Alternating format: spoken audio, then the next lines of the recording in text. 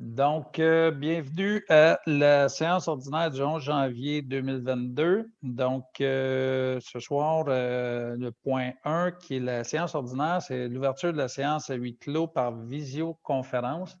Ça va prendre un proposeur, un secondaire pour qu'on puisse faire la séance par huis clos ce soir. Donc, proposé par François et secondé par Joanne. Donc, on irait maintenant avec l'adoption de l'ordre du jour et du procès verbal. Donc, au point 2.1, l'adoption de l'ordre du jour. J'ai oublié de mentionner en début, mais vous avez fait la constatation du quorum, Mme Lagrandeur. Oui. Donc, l'adoption de l'ordre du jour avec une modification de l'ordre du jour et un ajout. Donc, le point 6.5, la libellus modifié pour congédiement de l'employé numéro 5. Et puis, le point 10.1, mandat autorisant la directrice générale à pourvoir à l'engagement temporaire d'un inspecteur municipal en urbanisme. Donc, avec ces modifications-là, ça me prendrait un proposeur et un secondaire. Proposé par Pierre et secondé par Francine. On irait maintenant avec le point 2.2, adoption des procès-verbaux de décembre. Donc, il y avait deux procès verbaux pour la dite rencontre. Il y en a un, c'est la séance extraordinaire portant exclusivement sur le budget. Puis l'autre, c'est la séance ordinaire du mois de décembre. Donc, ça va me prendre des proposeurs appuyeurs. Des personnes qui étaient présentes aux deux, éventuellement. Oui, donc, proposé par M. Christian et secondé par Joanne. C'est bien. Donc, on s'est rendu au point 3, période de questions. On n'a pas de questions qui ont été demandées, proposées. Au niveau de la correspondance, on avait 3 correspondances. La première nous venait de Patrick Gallagher, qui est le chef des pompiers de la ville de Waterloo, qui nous dessert, nous disant qu'il y a eu un incident avec le camion échelle, que c'est possiblement une perte totale, que là, il tente d'acquérir un véhicule en location. On nous dit que dans l'accident, heureusement, il n'y a quand même aucun blessé là, des pompiers qui étaient à l'intérieur du camion quand l'accident a eu lieu. Donc, ils sont en attente là, avec les assurances puis de voir la possibilité de pouvoir avoir un autre véhicule. La deuxième correspondance nous vient du ministère des Transports, là, qui est en lien avec l'application de l'article 7 de la loi sur les sociétés de financement des infrastructures locales du Québec. On nous dit qu'on va trouver en pièce jointe là, la programmation autorisée des projets d'infrastructure en matière de voirie locale. Puis, si on regarde, là, c'est la programmation, le troisième élément au niveau de la correspondance, ça se trouve être la programmation là, qui sont en lien avec la taxe d'assises sur l'essence et la contribution du gouvernement du Québec pour les travaux de voirie locale. Donc, la cédule qu'on leur a envoyée a été acceptée. Donc, c'est la raison pour la lettre qu'ils nous font parvenir. Ça met fin à la correspondance. On s'est rendu au point 5, finances, 5.1, rapport de la secrétaire trésorière pour les mois de décembre et début janvier, pour un montant total de 2260 et 61. Ça me prendrait un proposeur et un secondaire. Proposé par François et secondé par Francine. On sera maintenant rendu au point 5.2, renouvellement des contrats d'entretien annuel, d'adhésion, de cotisation, de mise à jour et d'abonnement pour l'année 2022. Donc, on demande de pouvoir éventuellement faire le renouvellement de tous ces abonnements-là au cours de l'année qui vient. Ça me prendrait un proposeur et un secondaire.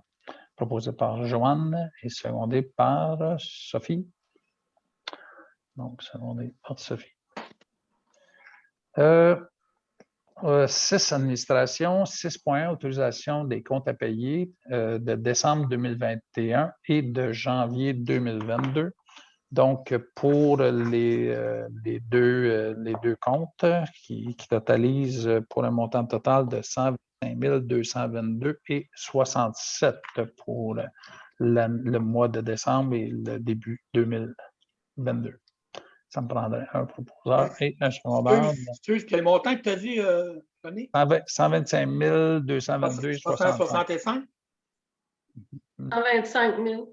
Ah, excusez. 125. J'avais pris 165 tantôt. 125 222,67. C'est bon, je propose. Posé par Christian, secondé par J'avais Sophie, fait que je vais mettre Christian. Okay. Sophie, tu as déjà entré. Okay. Christian, parfait.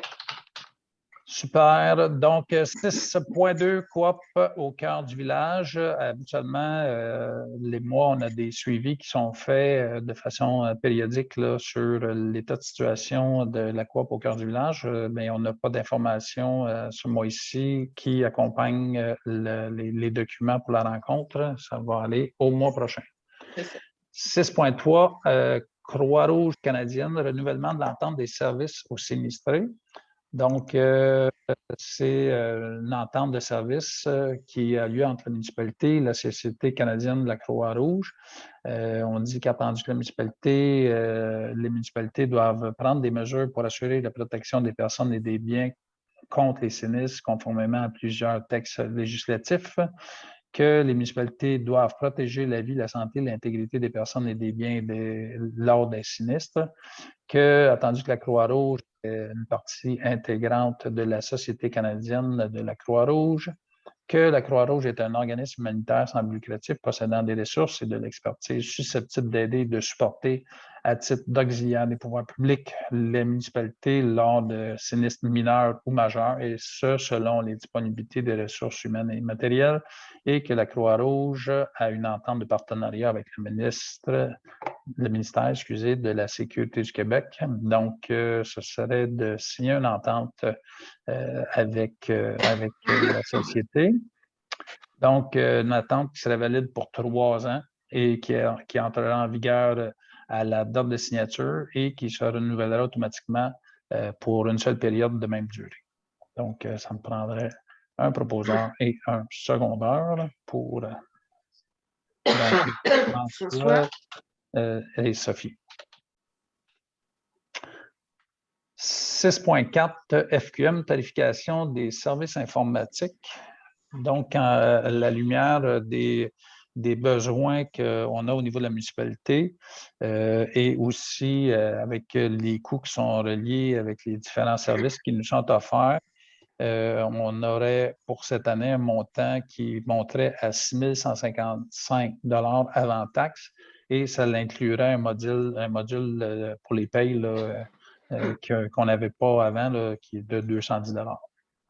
Donc, ça me prendrait un proposeur et un secondaire. Donc, j'ai Joanne et Sophie.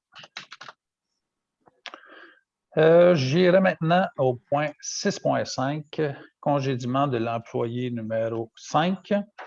Donc, la résolution se lit comme suit. Attendu que l'employé numéro 5 est à l'emploi de la municipalité depuis le 13 mai 1996, attendu la rencontre tenue avec l'employé numéro 5 le 2 novembre 2021 relativement à des faits portés à la connaissance de la municipalité, attendu les vérifications effectuées par la municipalité, attendu la suspension sans traitement imposée à l'employé numéro 5 le 29 novembre 2021, attendu les reproches formulés à l'endroit de l'employé numéro 5, lesquels sont soutenus dans une lettre qui lui ont été remise en date du 30 novembre 2021, attendu que malgré les avis et reproches formulés à l'endroit de l'employé numéro 5 dans l'avis de suspension qui lui a été remis le 30 novembre 2021, celui-ci a récidivé en posant des gestes supplémentaires de même nature que ceux qui lui ont été reprochés, attendu que la conduite de l'employé numéro 5 a entraîné le bris du lien de confiance, attendu que la municipalité n'a d'autre choix malgré la réception d'une mise en demeure datée du 11 janvier 2022, que de procéder au congédiement de l'employé numéro 5 pour les motifs énoncés dans une lettre qui lui est adressée et qui lui sera remise en date du 12 janvier 2022, Et il est proposé que le Conseil ordonne le congédiement de l'employé numéro 5, et ce, à compter de ce jour, que le Conseil autorise le maire et le secrétaire général et greffière trésorière à rencontrer l'employé numéro 5 afin de l'informer de la présente décision et lui remettre l'avis de congédiement, que le Conseil autorise la directrice générale et greffière trésorière à payer l'employé les sommes qui lui sont dues à ce jour. Donc, ça me prendrait un proposeur et un secondeur. Proposé par Christian et secondé par Francine. Est-ce que c'est unanime? Oui. Donc, on passerait au point suivant, qui est le point 6.6, avis de motion et dépôt du projet de règlement 569-2022 édictant le Code d'éthique et de déontologie des élus municipaux. Donc, c'est dans le but de déposer le règlement 569-2022, donc de déposer un avis de motion pour éventuellement adopter le règlement, compte tenu que nous avons jusqu'au 1er mars pour adopter ce dit règlement. Ça me prendrait un proposeur et un secondeur. Juste un pour l'avis de motion. Ah oui, excuse-moi, c'est vrai, l'avis de motion. Donc, Pierre fait l'avis de motion, dépose l'avis de motion. Donc, 6.7, École secondaire Wilfrid Léger, demande de commandite pour l'album de finissant. Donc, on a une demande qui nous vient d'une élève qui vient de Saint-Joachim et qui dans le fond, qui nous vient de la direction d'école de Waterloo, et la responsable de l'album de fin d'année. Et que, compte tenu qu'on a des élèves qui sont à l'école Wilfrid Léger à Waterloo, on nous demande de voir si on pouvait participer avec une commandite pour le livre des finissants. Et la position de la municipalité serait d'y aller avec une commandite pour une page entière au montant de 240 $. Ça me prendrait un proposeur et un secondeur pour la commandite. Donc, François et Sophie. Maintenant, 6.8, Fondation CETI, appui au projet panneau d'interprétation des milieux naturels en Haute-Yamaska dans le cadre du Fonds de développement des communautés de la MRC de la Haute-Yamaska. Il y a un appel de projet 2022 du Fonds de développement des communautés de la MRC de la Haute-Yamaska. Puis, l'organisme CETI demande notre appui moral sous forme de résolution pour leur projet intitulé « Panneau d'interprétation des milieux naturels en Haute-Yamaska ». On dit que ce projet s'inscrit dans une vision d'ensemble du territoire en développant un sentiment de connaissance et d'appartenance régionale face à l'environnement qui nous entoure. Et on dit que le projet correspond spécifiquement à la priorité régionale qui constitue l'environnement, le développement social, le développement durable et la protection des services écologiques. On dit aussi que ça permettra à la Fondation CETI de consolider la concertation entre les différents acteurs locaux, tels les municipalités, les groupes environnementaux et les utilisateurs des milieux naturels. Donc, ça prendra une résolution d'appui, ça me prendra un proposeur et un secondeur. Donc, Joanne et Francine. Au point 6.9, SPA des cantons, ajout des services pour carcasses de chevreuil. Donc, on n'avait pas ce service-là qui était inclus dans l'entente qu'on avait déjà avec eux. Donc, ce serait pour faire un ajout qui fait en sorte que on voit que des coûts minimaux pour éventuellement venir chercher une carcasse de chevreuil frappée par un véhicule pourrait avoir un coût qui s'élèverait aux alentours de 450 $, si on prend au fait qu'il y a un montant minimal de l'heure qui est chargé, puis un nombre d'heures minimales lorsqu'il se déplace. Donc, ça serait de passer une résolution pour dire comme quoi que, éventuellement, si on appelle en lien avec le ramassage d'une carcasse d'animal, qu'ils puissent se déplacer parce qu'on a une entente avec eux autres. Donc, ça me prendrait un proposeur et un secondeur. Donc, Sophie et François.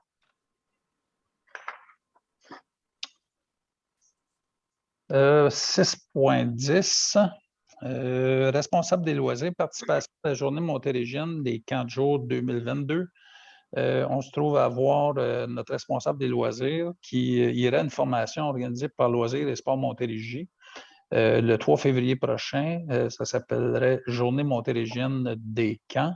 Ce serait une formation qui serait faite de façon virtuelle au coût de 55 $ plus taxes pour une formation de 9 h à 16 h. Donc, ça me prendrait un proposeur secondaire pour autoriser Mme Ferland à participer à cette formation.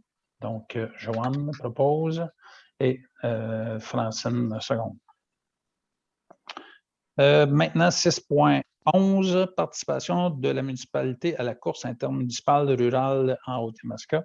Donc, c'est la course régionale pour faire participer nos jeunes à faire de l'exercice qui avait été prévu il y a de cela déjà 2 ans, mais qui a été remis à cause de plusieurs perspectives négatives au niveau régional, provincial et je dirais peut-être même mondial. Donc, l'événement semble vouloir se faire cet été. Il y avait un montant de 2 000 $ qui avait été demandé pour qu'éventuellement on soit capable de participer à cet événement-là. Ça serait donc de revenir avec la même demande pour notre participation financière. Donc, ça me prendrait un proposeur et un secondaire. Il y a Sophie et Christian. 7, rapport administratif. 7.1, rapport verbaux et écrits. 7.1.1, rapport de la greffière trésorière.